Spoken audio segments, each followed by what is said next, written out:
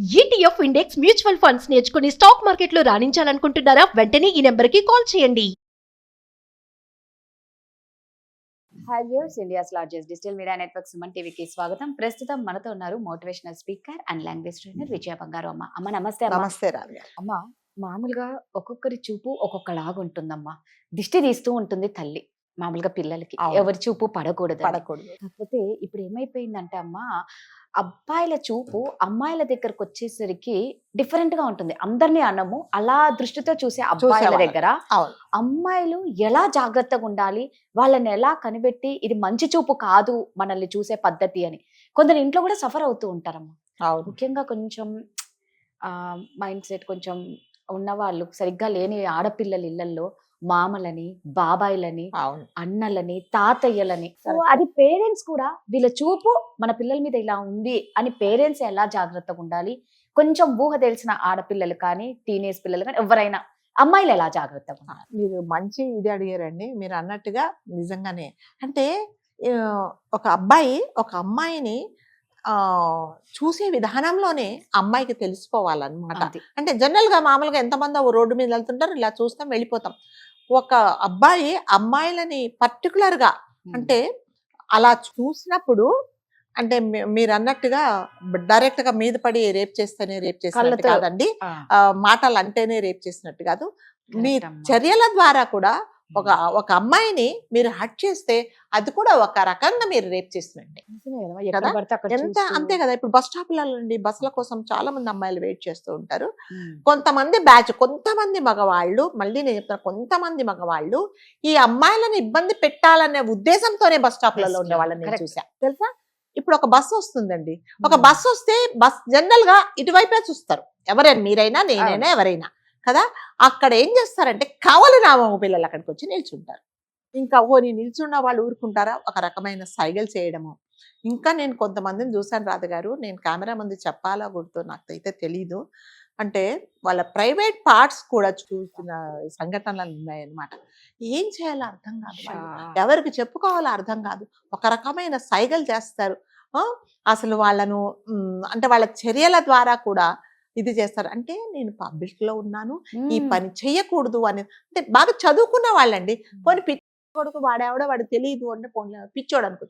Purposeful గా చాలా మంది అవునమ్మా, మీరు ఇలా చెప్పింది చూసారు. కరెక్ట్. రీసెంట్ గా చూసా ఎయిర్పోర్ట్ లో కూడా ఒక అమ్మాయిని చూస్తూ చూస్తూ బ్యాగ్ అడ్డం పెట్టి మీరు అన్నట్టు అట్లాగే చేశాడు. అలాగే చేసాడు. Private అలాగే part పక్కన అంటే ఆ ఎమోషన్స్ తట్టుకోలేక ఆ పిల్ల నా అమ్మాయిని చూస్తూ Oh. వీడు ఏం చేస్తాడో, వీడు ఒంటరిగా ఏం చేస్తాడో, ఒక భర్త భార్యతోనో, ఒక అమ్మాయి అబ్బాయితో ఏం చేస్తాడో అది చేస్తారు వాళ్ళు. ఇంకా ఏం చేయాలి అమ్మాయిలు, ఏం చేయాలి చెప్పండి.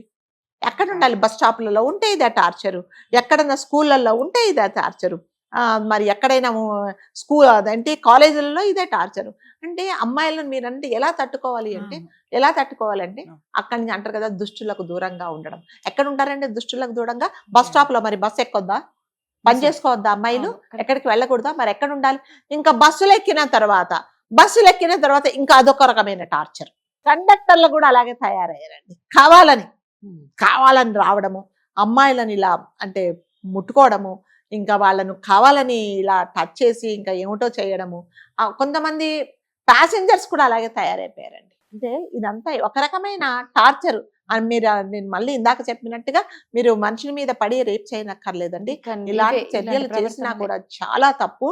అంటే మీరు అన్నట్టుగా బాబాయిలు, తాతయ్యలు అంటే ఇది వరకు ఓన్లీ తల్లి తండ్రి దగ్గర ఉంటేనే సేఫ్ అని మనం అనుకున్న రోజులు పోయి, ఇప్పుడు ఓన్లీ తల్లి కడుపులో ఉంటేనే పిల్లకు సేఫ్, ఆడపిల్లలకు సేఫ్ అనే రోజులు వస్తాయేమో నాకైతే తెలియదండి.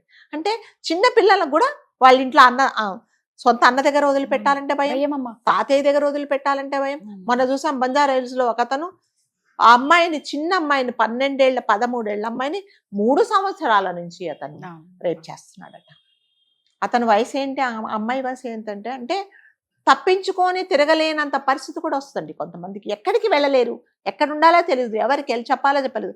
ఇంకా కొంతమంది తల్లులు ఉంటారండి, ఐఎమ్ సారీ టు సే, అమ్మ మామయ్య ఇలా చేశాడు, ఇలా మాట్లాడు. అదేంటి అలా మాట్లాడతావు? వాళ్ళు ఒప్పుకొని కూడా ఒప్పుకోరండి. అంటే మా అమ్మాయి ఇలా మాట్లాడాడమ్మా, నన్ను పలానా చోట ఇలా టచ్ చేశాడు, నాకు చాలా ఇబ్బందిగా ఉండిందమ్మా, నువ్వు కొంచెం చెప్పమ్మా అంటే కూడా చెప్పరు అనమాట. ఎందుకంటే వాళ్ళ అన్నదమ్ముల మీద వాళ్ళ అంత మీద నమ్మకం. కానీ నీ కడుపున పుట్టి పెంచి పెద్ద చేసిన అమ్మాయి తన బాధ వచ్చి తల్లికి చెప్పుకుంటే కూడా వాళ్ళు యాక్సెప్ట్ చేయరు. కాబట్టి అమ్మాయిలు అంటున్నారు కదా మీరు అన్నట్టుగా, అమ్మాయిలు వాళ్ళ సేఫ్టీ వాళ్ళే చూసుకోవాలండి. మీరు అంటే ఆ అబ్బాయి ఎలా చూస్తున్నాడు, ఈ చూపులు మంచిగా ఉన్నాయా, లేకపోతే వీడు వేరే ఒకలాంటి దృష్టితో నన్ను చూస్తున్నాడు అనుకుని సాధ్యమైనంత వరకు వాళ్ళను తప్పించుకొని తిరగడమే చాలా మంచిది. తప్పనిసరి పరిస్థితులలో ఏం చేయాలి. ఇంకొకటి ఏంటంటే ఒక్కళ్ళు ఉన్నప్పుడే వీళ్ళు ఇలా చేస్తారు. మీరు గుంపులుగా ఒక 4 అమ్మాయిలు ఉన్నారనుకోండి, ఆడంత సాహసం చేయడం, ఒకళ్ళు చేస్తే అందరు పోయి పీకుతారు ఒకటి పట్టుకొని కదా. కాబట్టి వీళ్ళు ఏం చేస్తారు, కావాలని చేస్తారు అనమాట. ఆ బ్యాగులు పుచ్చుకొని బ్యాగులు అడ్డం పెట్టుకొని ఇంకొకలాగా చూసి కన్ను గీటి ఇలాంటివి కూడా చేస్తారండి. తర్వాత వాళ్ళు అంటే వాళ్ళ బాడీ పార్ట్స్ ఏమున్నాయో వీళ్ళు అవి చూపిస్తారనమాట. ఇవన్నీ చాలా అంటే ఎయిర్పోర్ట్ అంటే అంటే మంచి డిగ్నిఫైడ్గా ఉండేవాళ్ళు ఎయిర్పోర్ట్లో ఉంటారు, ఎయిర్ ఫ్లైట్స్ ఎక్కుతారండి. ఇప్పుడు అది కూడా లేదు, అది కూడా రైతు బజార్ అయిపోయింది. ఫ్లైట్ కూడా ఎక్కడానికి ఎవరికి ఏం లుంగీలు కట్టుకొని నైటీలు వేసుకొని కూడా ఫ్లైట్లు ఎక్కుతున్నారు. సో దాంట్లో పెద్ద స్టేటస్ అంటూ ఏమీ లేదు. అక్కడ కూడా ఇలాంటి వాళ్ళే జత ఎక్కుతున్నారు అనమాట. ఏం చేయాలంటే అలాంటి వాళ్ళని ఏం లేదండి, నేను ఒకటే సలహా ఇస్తాను అమ్మాయిలకి, పట్టులాగి కొట్టేయడమే అంతే. ఇప్పుడు వాడు ఏం చేశాడో చుట్టుపక్కల వాళ్ళకి చెప్పడం. ఇప్పుడు మనం కళ్ళు మూసుకొని ఎంతసేపు అని దాచుకుంటావు. కొంతమంది అమ్మాయిలు చాలా భయపడిపోతారండి అలా చూస్తే కదా.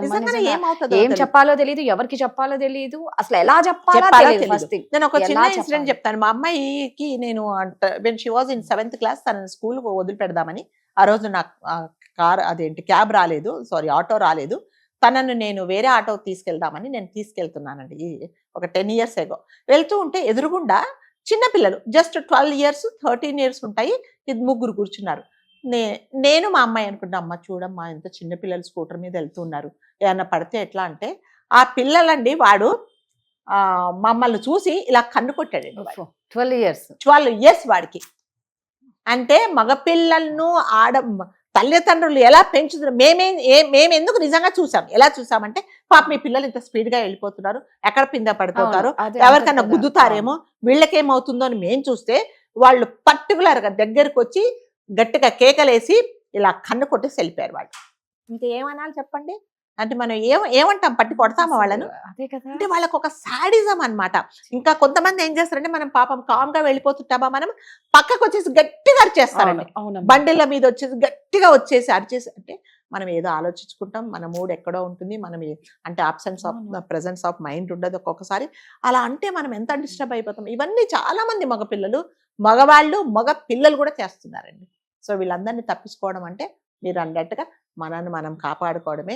ఒక్కళ్ళు ఉండకుండా సేఫ్గా ఒక 4గురిలో ఉంటే వీళ్ళు నిజంగా చేయరండి, అలా చేయరు.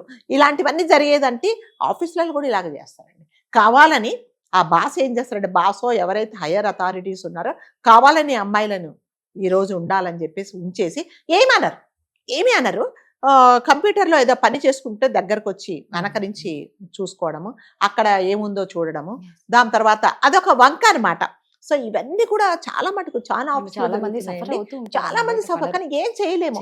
అంటే ఒక అమ్మాయి అంటే చాలా మటుకు అండి మన దగ్గర మన 80% 90% ఆడవాళ్ళు బయటకు వచ్చారంటే వాళ్ళ కుటుంబ పోషణ కోసం, వాళ్ళ సర్వైవల్ కోసమే వస్తున్నారు. కాబట్టి సో వాళ్ళు తప్పనిసరి పరిస్థితులలో ఏది ఏమైనా సరే నేను పని చెయ్యాలి, ఈ వంకతో నేను మానేస్తే నా కుటుంబం రోడ్డున పడుతుందని చాలా మంది కళ్ళల్లో నీళ్లు పెట్టుకొని ఇంకా అలాంటి పనులు తప్పకుండా చేయాల్సిందండి. ఎవరో 10% ఏదో టైం పాస్కి వచ్చే వాళ్ళు ఉన్నారు, వాళ్ళ జోలికి ఎవరు వెళ్ళారండి.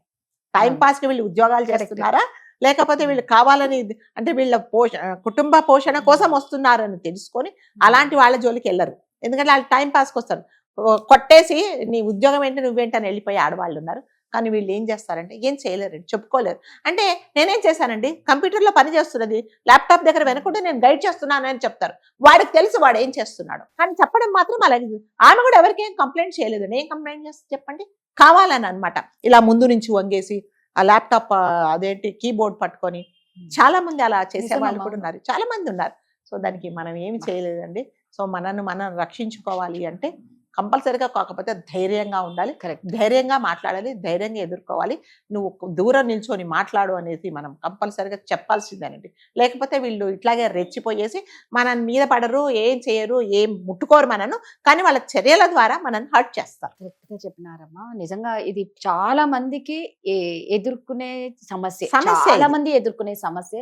సో మనకు మనమే స్ట్రాంగ్ గా ఉండాలి, ధైర్యంగా ఉండి ఆ టైంలో ఎవరు పక్కన లేనప్పుడు నిజంగా భయం వేస్తది. ఎవరన్నా పక్కన ఉంటే ఒక ముందడుగు వేసి అంతే. పట్టన ఒకటి బస్సులలో ఏం చేస్తారండి పాపం, వాళ్ళేదో నిల్చుంటే వెళ్ళేసి వాడికి ఏం వాడికి ఇంతలా షూస్ వేసుకొని కాళ్ళు దొక్కేస్తారు. ఆ ప్రాణం పోతుంది అనమాట. నిజమే. ఇంకా అసలు ఇందులోంచి వాడు ఎక్కడికో వెళ్ళిపోతాడు. ఏం చేయాలి, మళ్ళీ పిలిచేసి కావాలని తొక్కాలన్నమాట. అంతే.